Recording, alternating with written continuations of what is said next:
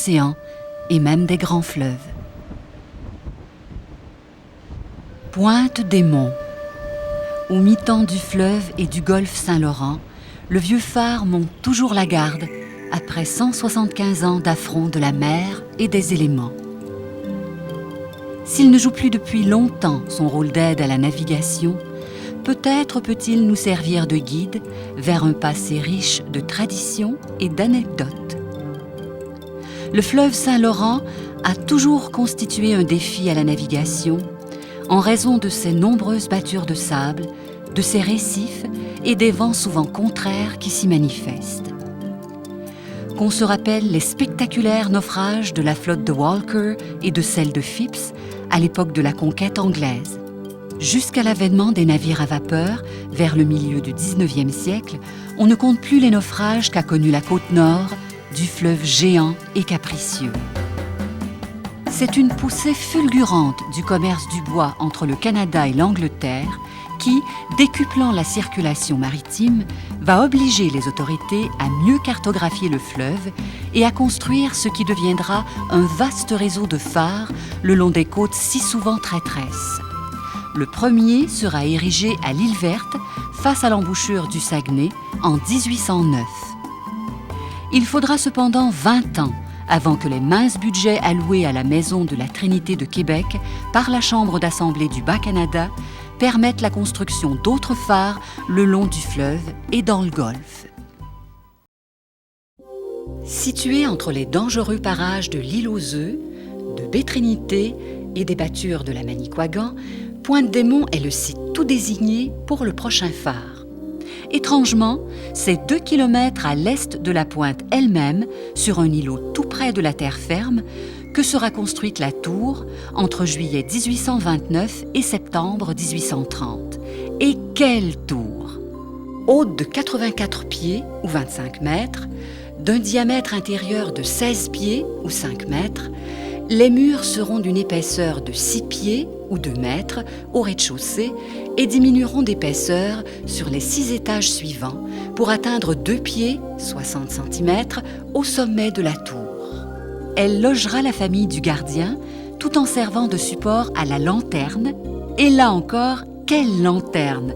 Consistant en un grand et solide fanal polygone qui devait abriter l'appareil optique formé de 17 lampes à l'huile disposées sur 2 demi-cercles superposés. Cette lanterne, le cœur même du phare, coûtera presque autant que la construction de la tour elle-même, près de 10 000 $ de l'époque. Il aura fallu faire venir par goélette de la pierre calcaire d'une carrière de Pointe-aux-Trembles près de Montréal, car le granit local est trop difficile à tailler. Et il aura aussi fallu imposer aux commerçants de fourrure la venue du phare et ses implications, car ils voyaient d'un mauvais œil toute menace à leur monopole de commerce. On interdira donc aux futurs gardiens de négocier avec les autochtones de la région. Et c'est finalement le 20 septembre 1830 que les lampes à l'huile allumées au crépuscule feront luire le phare pour la première fois, et ce, pour les 134 années à venir.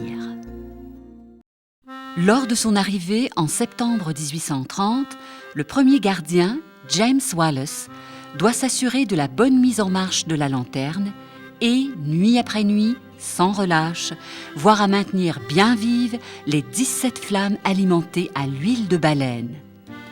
À toutes les 3 heures, il veille à couper les mèches et s'assure du poli impeccable des réflecteurs. Les conduits doivent être entretenus et les réservoirs remplis régulièrement, et ils sont situés tout au haut de la tour. Et bien sûr, une tâche administrative se greffe à tout ça. Les rapports et les correspondances sont nombreux. Pendant les 60 premières années, la tour servira de résidence au gardien et à sa famille. C'est le phare habitation. Pourtant, la tour souffrira longtemps d'infiltration d'eau et de problèmes de circulation d'air et de fumée. De plus, les 20 premières années, c'est également dans le phare même que logeront les naufragés recueillis à la pointe, que ce soit pour quelques jours ou pour plusieurs mois. Les naufrages étaient encore nombreux à l'époque, on en dénombre 34 dans les parages immédiats entre 1831 et 1870. Les autorités décideront donc d'établir au phare un dépôt de provisions pour les naufragés, car ces derniers ne risquaient pas seulement la noyade dans leur mésaventure, mais aussi les sévices du froid, de la faim et de l'épuisement. Les provisions du dépôt se résumaient à de la farine, du porc et des pois. Les portions étaient soigneusement pesées et consignées par écrit en vue d'un remboursement par les propriétaires des navires naufragés. Dès la première année, fin septembre, le dépôt prouvera son utilité lors des suites de naufrages survenus à une cinquantaine de kilomètres en aval. C'est 21 personnes qui passeront de 7 à 10 jours au phare.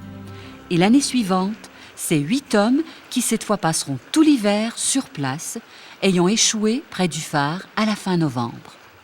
À leur départ, au printemps, ils auront presque épuisé les provisions disponibles.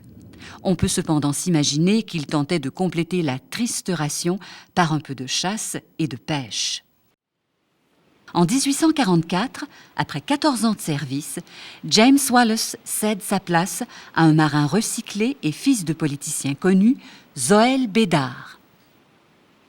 Le deuxième gardien, tout en continuant scrupuleusement à assumer ses différentes tâches, fraternise avec les autochtones des parages, plusieurs familles de montagnais qui fréquentent la pointe, en hiver surtout, pour la chasse aux loups marins.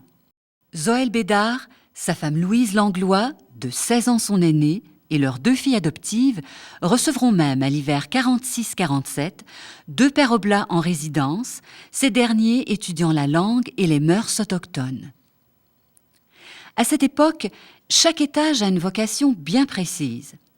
Le rez-de-chaussée sert de cuisine et de salle à manger, le premier de salle de séjour et les étages supérieurs de chambre à coucher, sauf le dernier étage où on entrepose les réservoirs et les accessoires nécessaires au fonctionnement du phare et qui sert de bureau et d'atelier aux gardiens. Un foyer à tous les 2 étages tente de combattre l'humidité et de répandre un peu de chaleur dans la tour. La correspondance de Bédard est éloquente sur la salubrité des lieux et les infiltrations d'eau. Au mois de mai 1850, c'est une troupe de 47 naufragés qui passeront quelques jours à la pointe, vraisemblablement dans des tentes de fortune érigées sur l'îlot. C'est alors que surviendra une heureuse nouvelle. En plus de réparations à la corniche et aux différentes ouvertures de la tour, c'est une nouvelle maison qui sera construite avec de la pierre venue d'Anticosti. Mais attention, la maison devra servir exclusivement aux naufragés et à l'entreposage des provisions. Gageons que dans l'isolement de l'hiver, loin de l'administration, la maison aura servi aussi à la famille du gardien. On se rappellera finalement de Zoël Bédard comme étant le grand-père du célèbre Napoléon Alexandre Comeau. C'est en effet sa fille adoptive, Luce Mary, qui mariera au jeune âge de 15 ans le controversé Antoine Alexandre Comeau, aventurier et négociant en fourrure, et qui donnera naissance à 12 enfants, dont le premier rendra célèbre la Côte-Nord dans tout l'Empire britannique de l'époque. Lorsque Zoël Bédard meurt de maladie en 1867, sa femme Louise tentera d'obtenir le poste de gardien, elle qui le remplaçait souvent lors de ses déplacements. Mais la réponse de la maison de la Trinité sera cinglante.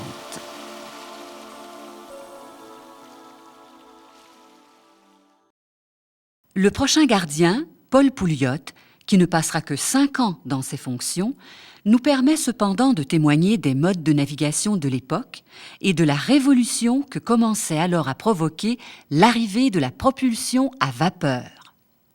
Pouliot, un marin et commandant de navires recyclés lui aussi, continuait dans ses nouvelles fonctions de se passionner pour la navigation et décrivait tous les mouvements de navires dont il était témoin de son poste d'observation privilégié à la pointe des monts.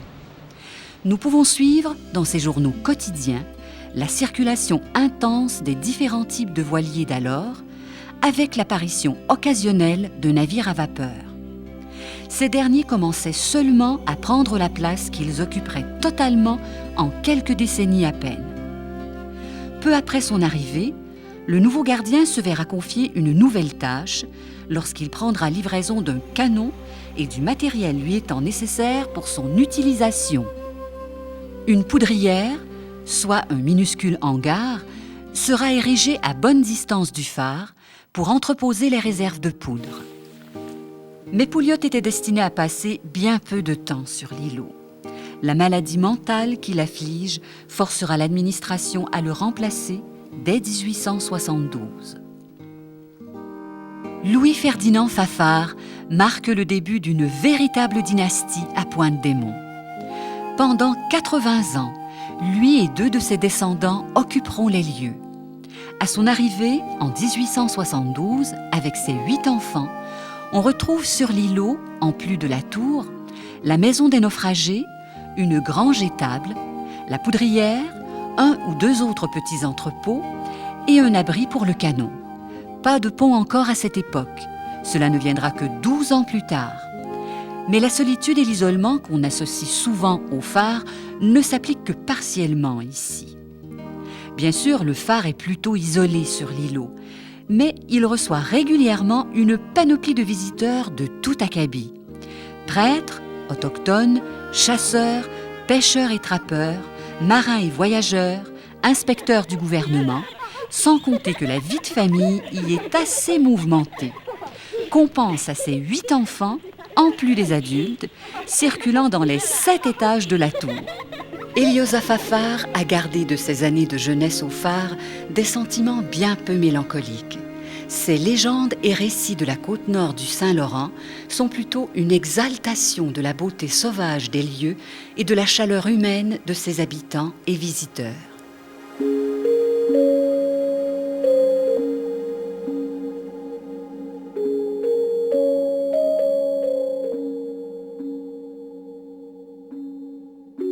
L'arrivée, en 1883, de la télégraphie viendra aussi aider à contrer l'isolement physique du site du phare. On peut maintenant signaler sur le champ naufrage ou accident et être mis au courant des dernières informations importantes.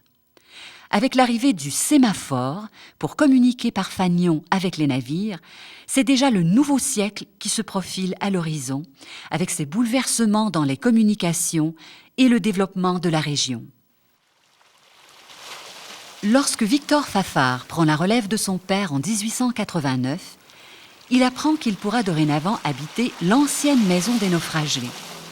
Car la côte étant désormais plus habitée, les anciens dépôts de provisions ont perdu de leur utilité, chaque citoyen étant tenu d'aider des naufragés. Heureusement pour Victor, car, avec son épouse Marie-Louise Montreuil, ils élèveront, dans la tour et la maison, une famille de 12 enfants. Et on devrait dire les maisons, car en 1912, on construira enfin une vraie résidence pour le gardien et sa famille, avec même le luxe d'une citerne pour l'eau potable au sous-sol. Plusieurs innovations marqueront le long séjour de Victor comme gardien. Tout d'abord, les 2 canons seront remplacés par un lance-pétard, un système qui permet de faire exploser des bâtons de dynamite à intervalles réguliers. Puis, une nouvelle lampe à vapeur d'essence vient remplacer les anciennes lampes et leurs fragiles réflecteurs. Un mécanisme pivotant, actionné par des poids, vient compléter le tout. Il faudra percer le plancher de chaque étage pour installer la cage qui contiendra ces poids. Remontés par manivelle le soir, ils feront tourner la lampe durant toute la nuit. Puis, en 1918, un nouveau bâtiment érigé à la vraie pointe, 2 km à l'ouest de la tour, recevra une sirène actionnée par un moteur au pétrole. Il logera également l'assistant qui en a la charge. On parlera maintenant de la pointe du criard. 30 ans après son entrée en fonction, le métier de Victor Fafard a donc bien changé.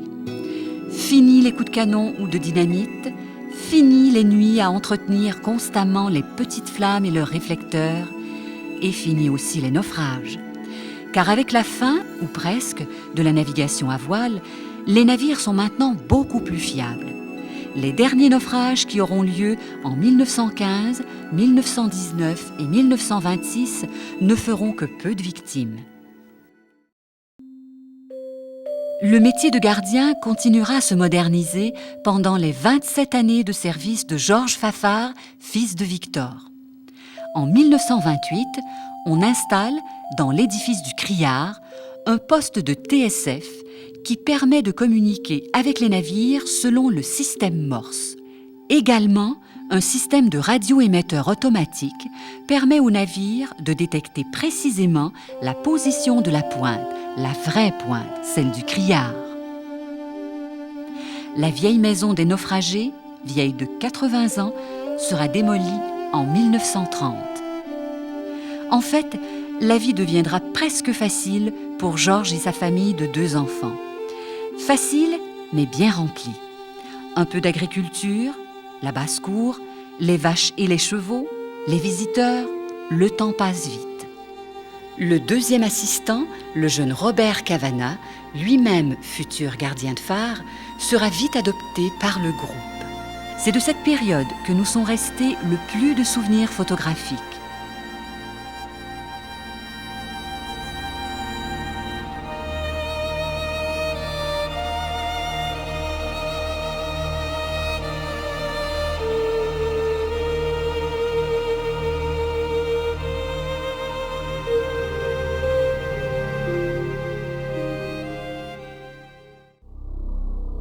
Un peu plus tard, la guerre, avec la présence de sous-marins allemands dans le fleuve, viendra causer quelques émois, comme le jour où un navire de guerre, le Magog, sera torpillé sous les yeux même de Cavana. L'après-guerre amènera les soirées mémorables où l'on viendra de partout aux environs.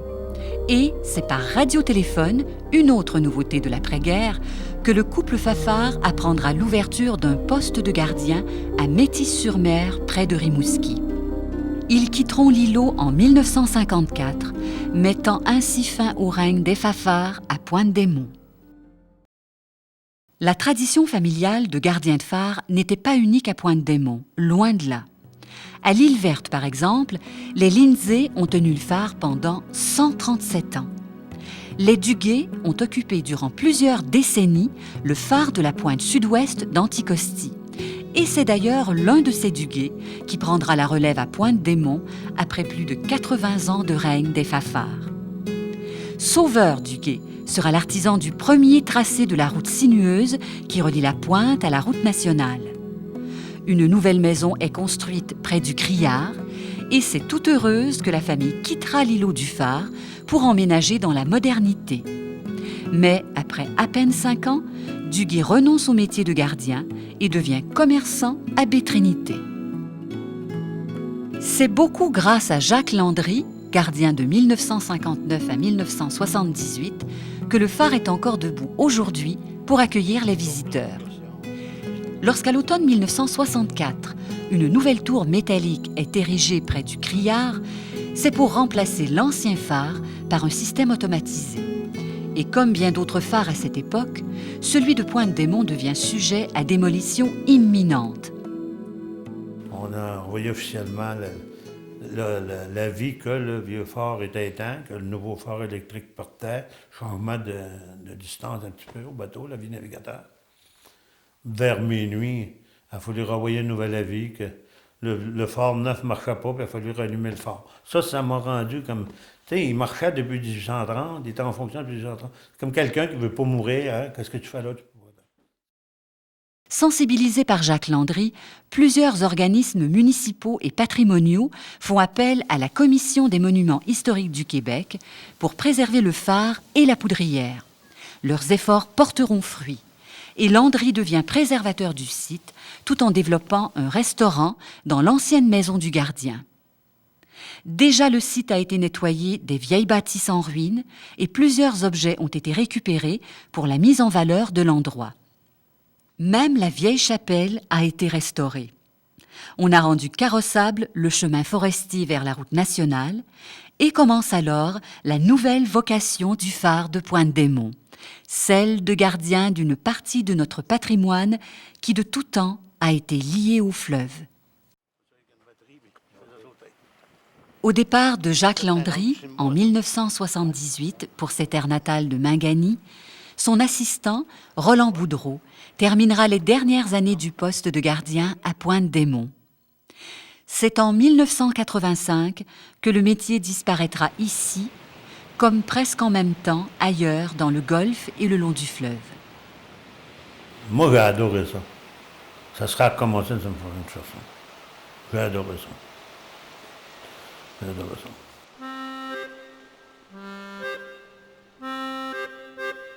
Terminons en citant Pierre Frenette, historien et auteur. Rarement peut-on, autant qu'au vieux phare de Pointe-des-Monts, associer un immeuble à un métier. La vieille tour abritait les familles des gardiens, à une époque où ce métier était éminemment personnalisé et familial. Le soin des lampes, l'aide aux naufragés, l'éloignement et la survie quotidienne exigeaient une participation de tous les membres de la famille à des activités simples mais variées. Ne serait-ce qu'à ce titre de témoin d'un passé à jamais révolu, la vieille tour mérite le respect de tous les êtres humains.